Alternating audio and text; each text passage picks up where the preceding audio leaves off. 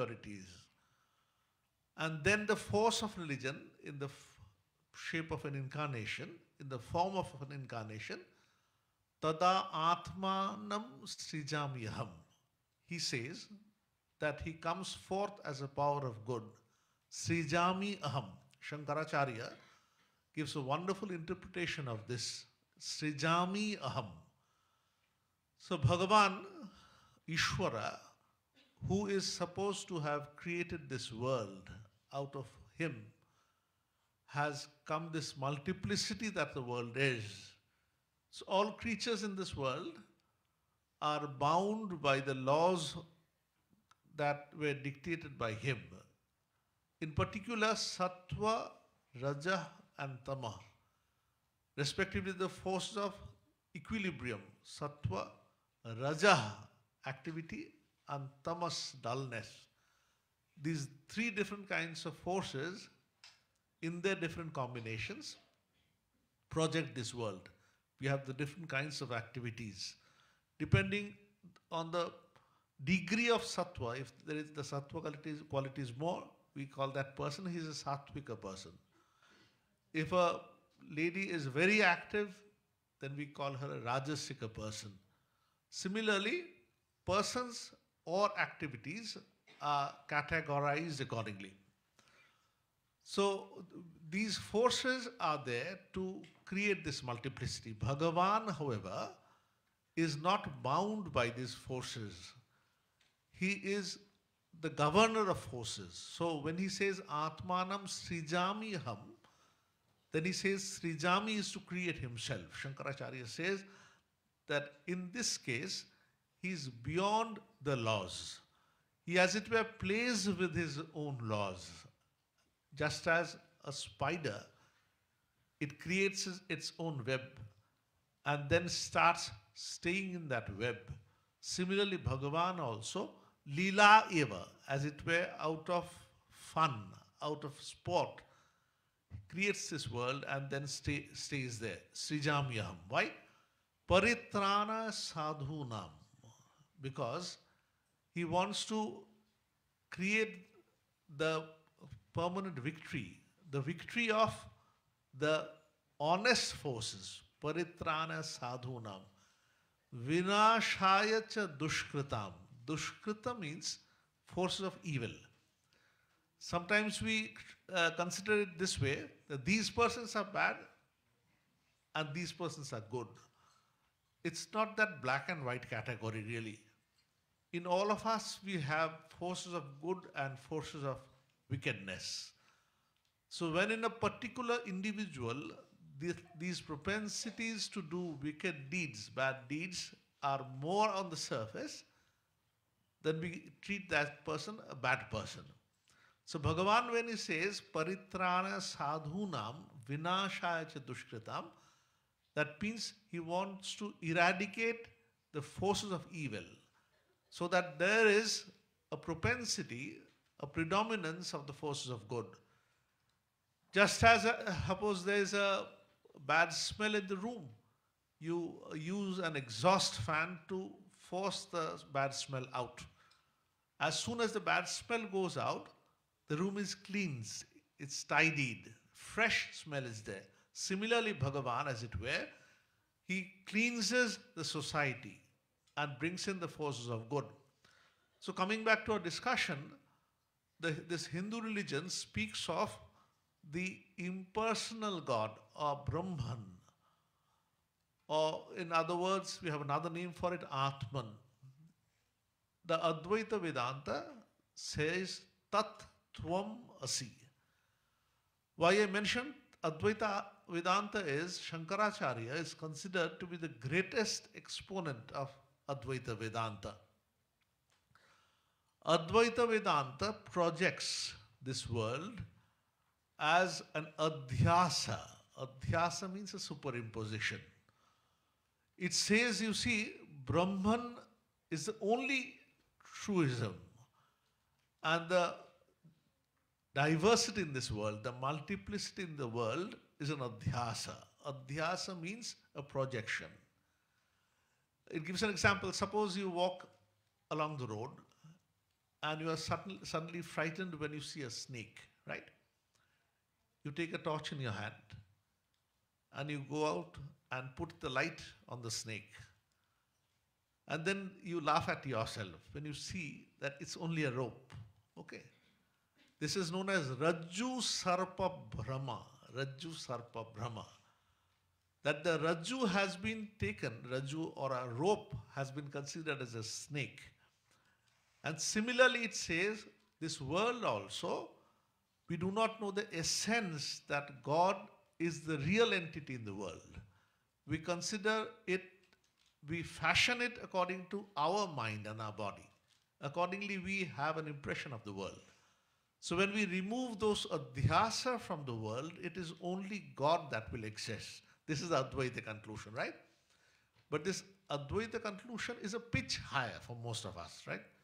So Hinduism does allow for Dvaita sadhana as well. For most of us, Dvaita sadhana is the road. But it says, well, this Dvaita sadhana is meant for you one day, clearing the steps and going up the ladder to the highest stairs, to the highest floor, which Advaita is. So Hinduism, by allowing for personal entities, personal gods, allows men to have diversity in their lives. It doesn't tell you that Sri Krishna is only Bhagavan to be worshipped, or Kumara, Kartikeya is the only god to be worshipped, or Kali is the only god to be worshipped. Depending on the propensity of person, depending on the place that you are from, the habits you were born in, you pick up a personal god, as it were. You are born into a particular religion or into a particular ritual. If you are born a Christian, you are adapted to the Christian rituals. It is not that when you have to take up Vedanta, you have to throw overboard all your Christian theologies. It's not that way. It's that this is one of the stairs that takes you upwards into the final entity, what God is. This is another speciality of Hinduism, that it allows for reformers or other preachers to come in course of time. One another corollary that would emanate from this is, any person's words cannot be taken as the last word in religion. In other words, Sri Ramakrishna would say, you see, the coin that was there during the reign of the Badshah, right? Badshah, the Muslim ruler, cannot be used in another regime, say in America or in the Indian regime now. This allegory was meant to prove that the reformer, the incarnation of God, when he comes in a different times, probably he incarnates again to show people the path that is suitable in that climate, in that times, right? So in India, you have reformers like Shankaracharya, Ramanujacharya, who were fit for their times, who came in to show people the real nuggets of religion, to show people the path that they should follow. To give you a few basics of Hindu religion, first of all, it tells about Shruti. Shruti is what is heard, right? All of you know what Shruti is.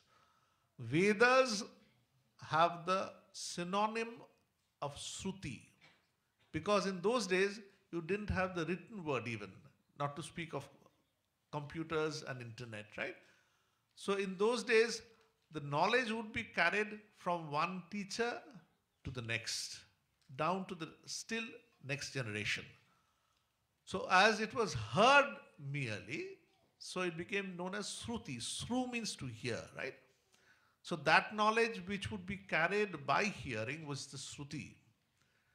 This is considered to be the highest, if you could call it the supreme court of our philosophy. Next in line comes the Smriti. Smriti is meant to be illustrations of the Shruti. Smri word means to memorize. Okay? So what are examples of the Shruti are Smriti. So you have a number of them. You have Mahabharata, Ramayana, and a Devi Mahatmya and a host of other scriptures. These are meant to take you downstairs from the high flights of Vedanta, Advaita Vedanta, or the Sruti down to the present times. So that, Vivekananda would say in later days, there would be more smritis coming in the course of time, depending on the age, depending on the necessity of the times. So Acharya Shankara was born in approximately 680 AD, that is after Christ. Ramanujacharya came approximately 500 years later on. Acharya Shankara was born in the state of Kerala, which is today's Kerala, in a place known as Trichur. Any of you have gone to Shankara's place? Any of you amongst you? Acha. So I was fortunate to have gone there because the Ramakrishna Ashrama there stands adjacent to Shankaracharya's place of birth. So Shankaracharya had a prodigal memory. By the age of 16, he is supposed to have written all the scriptures that he has composed. So just to show our respects towards him, we must first remember that the sacred books of the Hindus, the Bhagavad Gita, all of us, we revere the Bhagavad Gita, right? If you tell Hindus what is the book of the Hindus, you have to scratch your heads. You have so many religious books for yourself, right? So if you have to say which is the one book of the Hindus, you probably would point towards Gita. I have seen whether in Gujarat or in Assam, or southern India, or in Bengal, or in Delhi, Gita is a book which is known everywhere. It's revered everywhere. The point is, Gita lay dormant, sleeping in the main texts of Mahabharata for years. Because Mahabharata book was known more for the battle between the Kauravas and the Pandavas, right?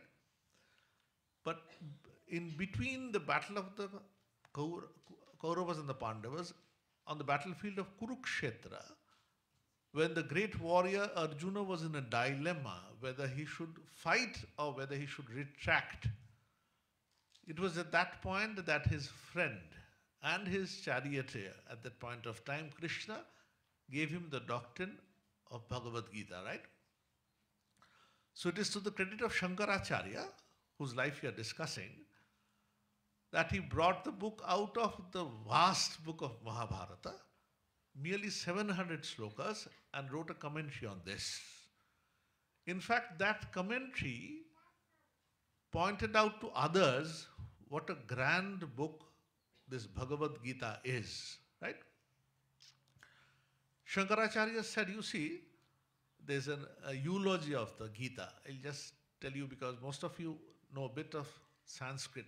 It says, Sarvopanishado gavo dogdha gopalanandana partho vatsa sudhir bhokta dugdham gitamritam mahat. This eulogy, it says, consider these Upanishads. Upanishads are quite a few in number, more than 100, right? They are like big poems actually. They appear in the main body of the Sruti, about which I said at the beginning, right? But these poems composed by different rishis were composed at different points of time.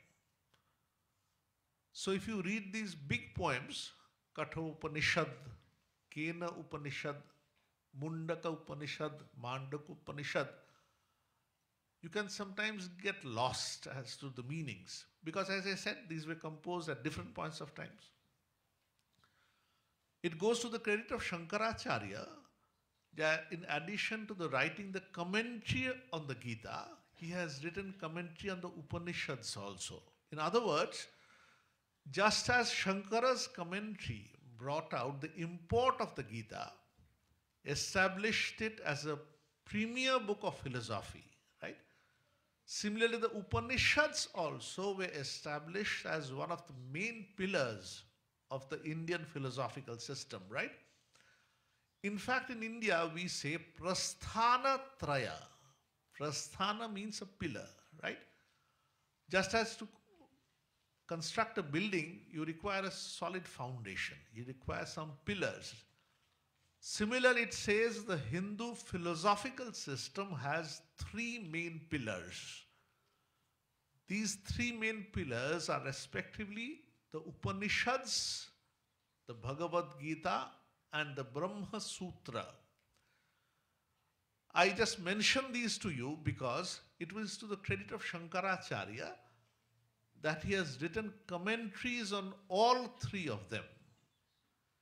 In fact, it is to the credit of Shankaracharya that these three were established or accepted as the basic planks on which you can construct the other stories of the building, right? You can have your Smriti Prasthana, other religious texts, other Puranas, other stories of religious persons. Any religion has three main components. First one is rituals, right? Wonderful arati is there, right? Puja is there. We all understand rituals, right? The second part is philosophy. That's the logic, the intellectual ratiocination, which tells you about Brahman, Jiva, etc., right? Brahman is God and Jiva individual. The relationship between the two, these are dealt with in philosophy. Philosophy naturally is a bit dry. The third one is mythology. They contain stories, Puranas. You cannot just laugh them off because it is often the case that it is through mythologies or stories that you learn the essentials of religion. So these three are the components of any religion whatsoever, namely philosophical texts, rituals, and mythology. Similarly, Hinduism, its philosophy, has these three main components: the Shruti Prasthana, Upanishad, Smriti Prasthana, Gita, and the Nyaya Prasthana. Nyaya means logic. Is a Brahma Sutra. Shankaracharya's credit is not only has he been an intellectual leader of the Indian philosophy, right? It's also that he has done a tremendous reformation within the Hindu fold. In fact, before Shankaracharya came in, Bhagavan Buddha, his large compassionate heart, had done a thorough cleansing of the different superstitions that had accrued into the Indian religious systems. Because the Vedas had two main components. One was known as the Jnana Kanda, religion, with its knowledge, Jnana Kanda. Another was Karma Kanda, rituals, where you had a lot of sacrifices, right? Killing of animals and offering them in sacrifices. Bhagavan Buddha, with his large heart, came to understand that people had become only dry persons who had merely been confining themselves to rituals without understanding the motive behind these rituals, right? So he came, as it were, to remove all these superstitions, these Sankara, superstitions that had accrued around performances of Karma Kanda. But what happened was, as Buddhism grew older and older, because they had almost rejected the basic tenets of Vedas or the Shruti, people got a little lost out. Different kinds of new superstitions came in to replace the older ones. Bhagavan Buddha had wanted to remove the superstitions, newer superstitions, because people can't stay without rituals, right? They are not satisfied only with philosophies. So Shankara came in and reformed Hinduism again. He defeated the different Buddhistic scholars and then did another great work, because we monks are indebted to him, because he divided the monks in the Hindu fold into 10 orders. This is known as Dasha Nami. Namu means name, Dasha is 10. So dividing it into 10 branches, the Dashanami Sampradaya, he has streamlined the Hindu monastic faith, right? Just as we belong to the Puri monastic tradition, because Ramakrishna had as his guru Tota Puri. Another point, Shankaracharya established temples on all four corners of India, right? Because he was a wide traveler. At that young age, he had established temples at the four corners, namely Dwaraka in Gujarat, Sringeri in the southern tip, in southern India. Then Puri Dhama, there was another temple. And Kedarnath, there was another one. So on all the four corners, he set up the temples and created a firm basis of Hinduism, right? Why I mentioned the word Hinduism, it is not that this religion was ever established by a single person, as I mentioned at the very beginning, right? You have different individuals coming up with the flag of reformation, with the flag of bringing the religion or the rituals down to the present times. So accordingly, Ramanujacharya came in. Ramanujacharya was born in the state of today's Tamil Nadu. And another big difference of Ramanujacharya from Sankara is, while Sankara espoused the Advaita Vedanta faith, Ramanujacharya espoused the Vishishta Advaita faith. Just to help you understand things, Vishishta means which is endowed with an adjective. Visheshana is an adjective. So Vishishta means which has an adjective. So when Ishvara comes with an adjective, it is Vishishta Advaita. Advaita, when it comes with a certain Visheshanas, it is Vishishta Advaita. So Ramanujacharya believed in a form of God which has adjectives, but it doesn't speak specifically on forms of God, Vishishta Advaita. Another one is dualism or Dvaitavada. In a sense, Ramanujacharya, because he himself had been married earlier, his religion was closer to the masses. If Shankaracharya's religion was more, in a sense, clipped or tweaked for the monks, Ramanujacharya's religion had more following among the householders. It's natural because 90% of people in the society are householders. Even monks who joined the monastery were born at one point of time in the household, isn't it? So unless you have an enriched household, an educated household, a pure household, the society cannot be raised to a higher level. So Ramanujacharya, who had a very long life, 125 years, he brought religion down to the commoner. And he, in a sense, in another way, he did a reformation.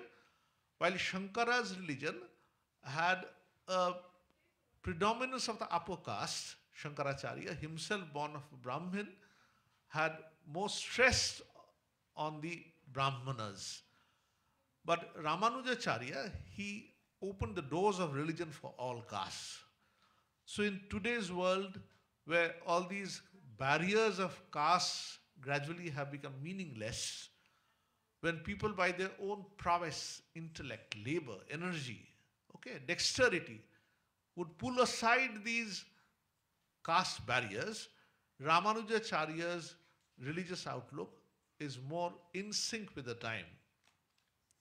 Religion, you require both of orthodoxy and a bit of liberalism as well. Why do you require orthodoxy? You require orthodoxy because that helps preserve some of the traditions, right? And why do you require liberalism? Sri Ramakrishna would give the example. He would say, you see, when you have a tender plant, when it's a sapling, then it requires hedges. Why? Unless there are hedges, the goats and the cattle would come and eat up the plants, right? So hedges are necessary to protect this young plant.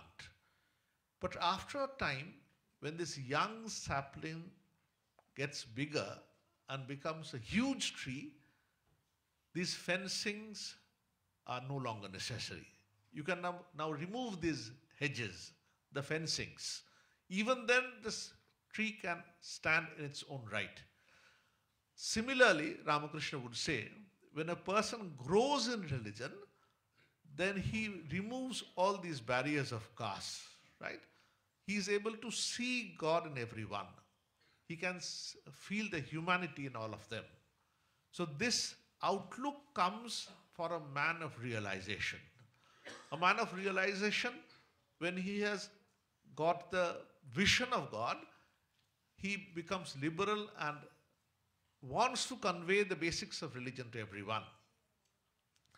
Coming to another point, why is religion necessary after all? Because in today's modern society, sometimes young boys and girls, because religion is not after all taught in their curriculums, in their schools, colleges or universities, right? So when they are advised in religion by the elders, by their guardians, uh, they do not really comply with it very much, right? So guardians are sometimes at a loss. They even come to us and uh, ask for advice. What should be the outlook of young boys and girls, right? It's not here in America alone. I've seen it in other countries. I've gone to Ireland, it's all the same. Even in India also, it's gradually becoming the same. Well, it's because religion has often been equated to liturgy or rituals.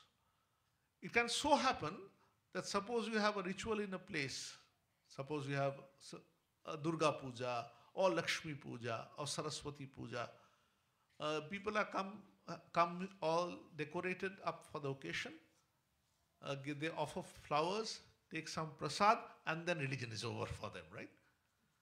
As it were, religion is confined only to the temples or places of worship.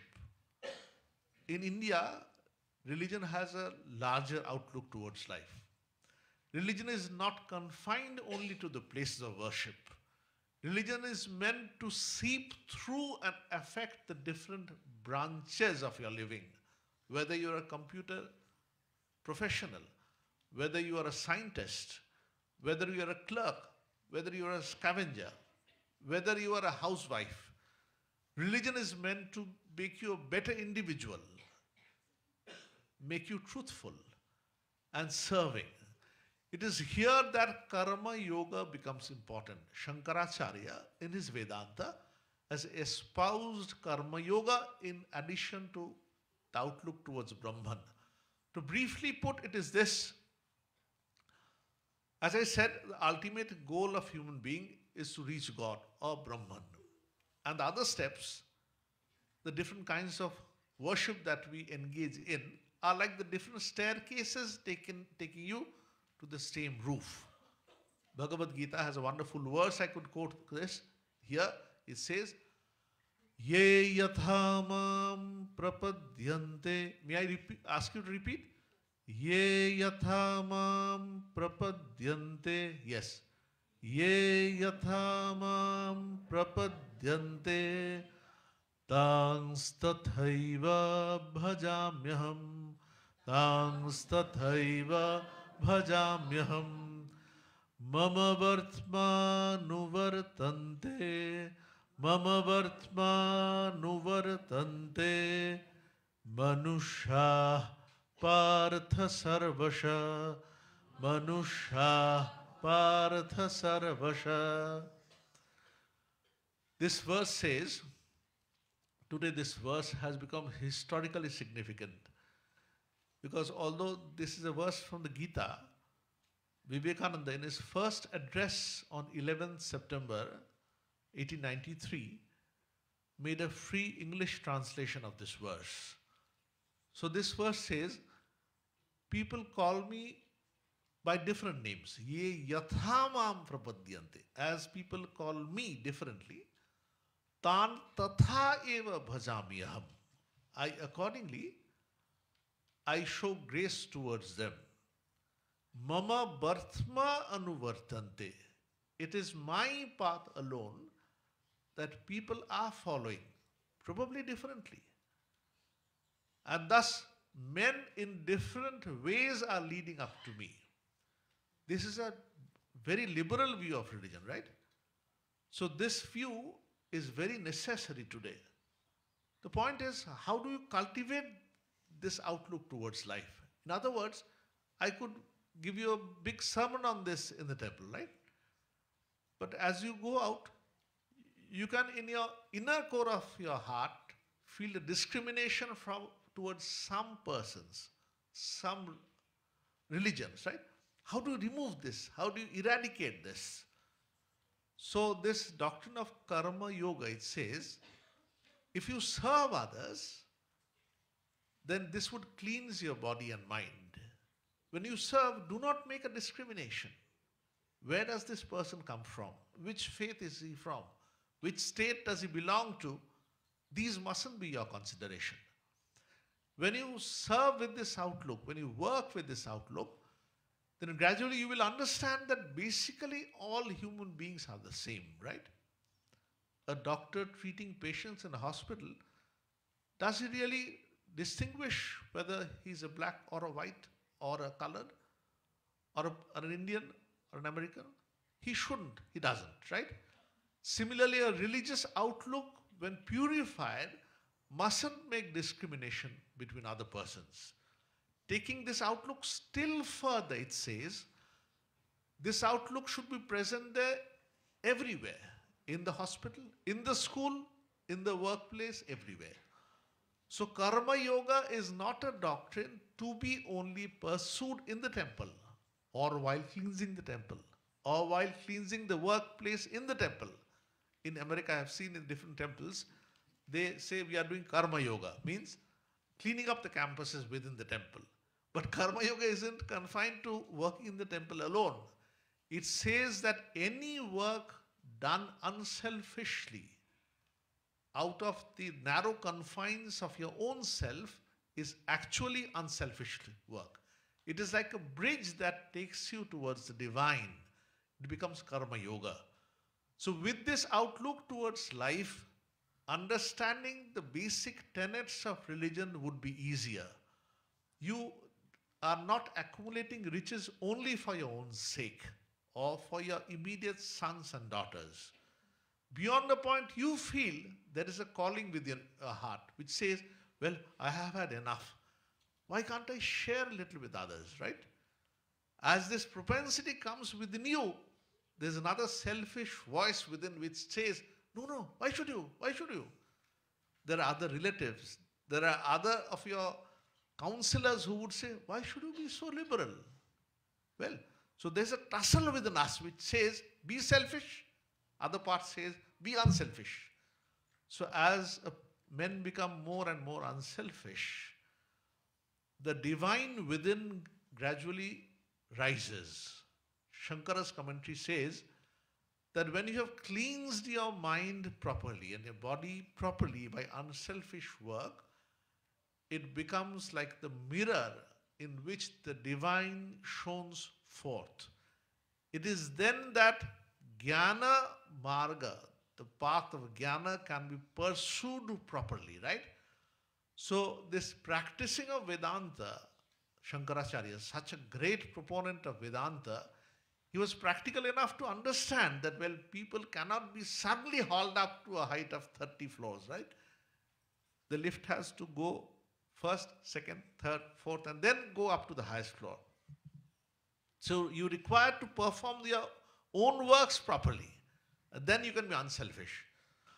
So Bhagavad Gita, because it has a lot of karma there, Shankara's interpretation says, you see, in the initial phase of one's life, men do works which are not sanctioned. Nishiddha karma. Guardians are saying, you don't do that, don't do that. But young boys and girls, they cannot be weaned away from that. This is known as Nishiddha karma, right? So how can you take him away from that? It says, well, go a step higher. You do sakama karma, works done with desires. You tell that young boy or a girl or a citizen, well, you need not think too much about others. You think about yourself. Accumulate money, riches, possessions for yourself. But do that truthfully, obeying the rule of the land. This is sakama karma, sakama, right? Works done with desires, sakama. When a person has done that for a number of years, he is now affluent. He owns a house. He has a good bank balance. At that one point, he suddenly feels, well, I feel a calling within. How can I do for others? Probably he doesn't know how to do. He doesn't know how to serve others. But here comes these acharyas to tell you, well, work for others. Don't be selfish. Work for the society. Vivekananda says, serve the poor and the downtrodden. Look at others. Those who require food, serve them with food. Those who require health, serve them with medical care. Well, and it's a bigger help to give them religious teachings, the learnings, which tell you that you are essentially divine, he says in the famous book Raja Yoga. He says, each soul is potentially divine. The goal is to manifest this divinity within. Do this either by work or worship or psychic control or philosophy, by one, two, or all of these, and be free. This is the whole of religion. Doctrines and dogmas, rituals and books, all these are but secondary details. This wide expanse of religion, definition of religion, certainly owes itself to these acharyas, Shankaracharya, Ramanujacharya, etc. Because we do not know their basic tenets often. We probably only know their names. Because we do not pursue their teachings properly, we get lost in history, right? We think of living only today. But man cannot live only today. He has got to look behind at the rich traditions which culture has bequeathed to us. As we see those footsteps, we understand we are sufficiently rich not only by our possessions, we are rich by the traditions also. Big heritage. Hindu religion has inherited. The acharyas have inherited. And the least we could do is to read them properly. As we read properly, as we listen to discussions on these topics, you would see you won't have to force yourself. By its own, you would feel like treading those steps, because you would understand that these teachings are meant to give you a more positive dimension in life. These are not meant to make you only claustrophobic in your own sects, no. It tells you be broad as the sun. Include people of other faiths, other religions, other countries within you. So today, on this special day of Shankaracharya's birthday, we bow down to these teachers. Just imagine in today's world, when every day you have television news and radio news, plenty of personalities becoming popular one day, and after a few days people are forgetting them, right?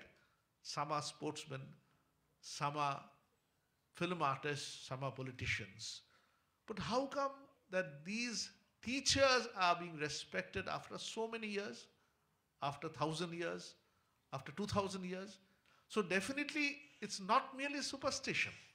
It's also that they have a wealth of knowledge which their philosophy has passed it on to us.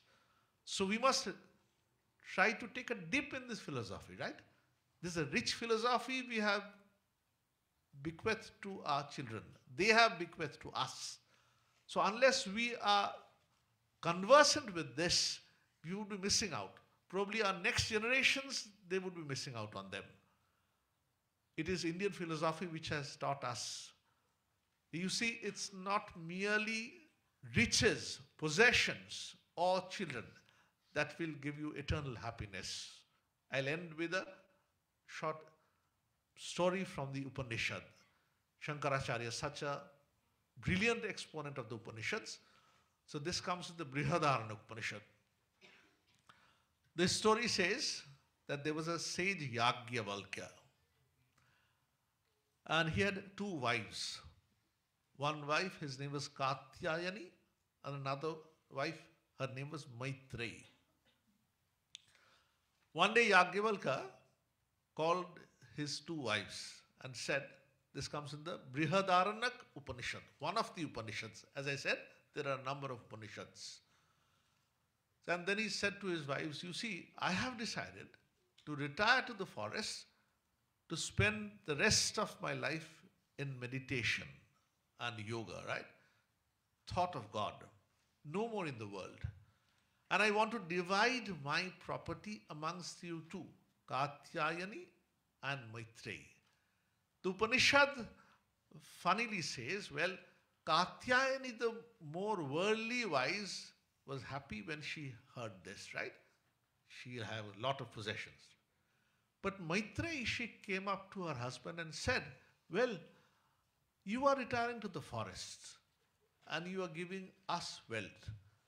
But having this wealth, will we have immortality for ourselves? Will we have the knowledge of immortality? Or we will also die like ordinary human beings. And our wealth, our riches, our body, our fame and name all will wither away over time. Yagyavalkya smiles and said, well, Maitreyi, I knew that you were intelligent, but now I am more pleased with you. And then Yagyavalkya starts advising Maitreyi on the intricate doctrine of Brahman, Atman, and how to realize that, right? So in India, religious teaching wasn't confined to the men only. There were great women sadhikas as well. So into today's world, we also ought to remind us sometimes that there is a higher purpose in life than having a good profession and acquiring riches and name. These are necessary, but you ought to look beyond. It is only then that you have a big, strong foundation of this society of ours, right? So just to summarize what we discussed from the very beginning, I told you briefly about Shankara's life and how he had written a number of books, the commentaries on the Gita, Upanishad and Brahma Sutra, and his human work of bringing the book Gita out of the Mahabharata and bringing its import to all and sundry. And his dividing the monastic traditions into 10 faiths or sects.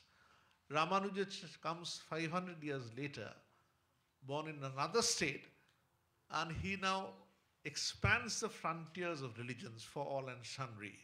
So that religion isn't the prerogative of monks alone. It is for everyone to pursue in life. Finally, I told you about the broad perspective of Vedanta, which would help people to have a strong foundation in their personal lives and to imbibe and enrich ourselves with the faith that we have received over the generations, so that the society, our individual families, and our own place that we live in becomes rich and harmonious. So, namaskars and many thanks for providing me this opportunity, this Badrikashrama. Om Shanti Shanti Shanti Hari Om Tat Sat.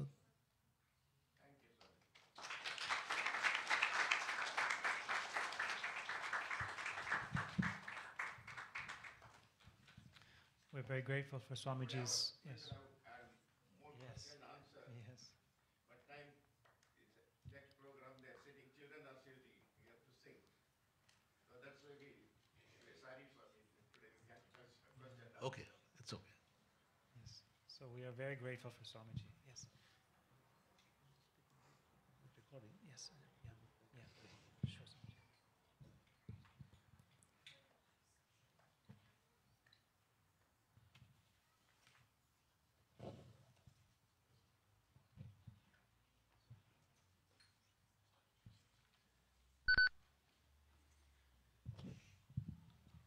So thank you again, Swamiji, for a very insightful, wonderful talk. So much to take with us home, to reflect on, in such a poignant and beautiful way to bring all these large philosophies to a practical application. And it's Swamiji's first time here. We're very honored to have him, and we hope that if he comes back, he'll come again and we'll have his enjoy another talk of his. So, and we wish him a very pleasant and safe and fruitful journey as he continues to the US and back to India. Certainly. And with Sri Ramakrishna and Ma Sarada sitting there, it would be an added pleasure to come here. It's such a wonderful congregation of devotees, right? Thank you. You might know our heard about that. I'm sure you know. Yes, Bangalore. Yes. So with that, we would like to welcome Srimati Latta Shriram and students to come to the stage, and we'll get ready for the performance.